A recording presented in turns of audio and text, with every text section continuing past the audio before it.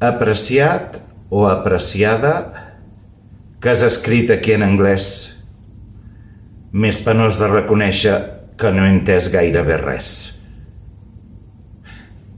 I així he demanat ajuda a tot d'amigues i amics.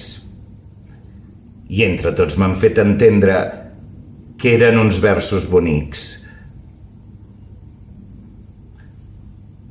Perdona per la ignorància, m'ho han hagut de traduir. Al meu anglès sols arriba el to be or not to be.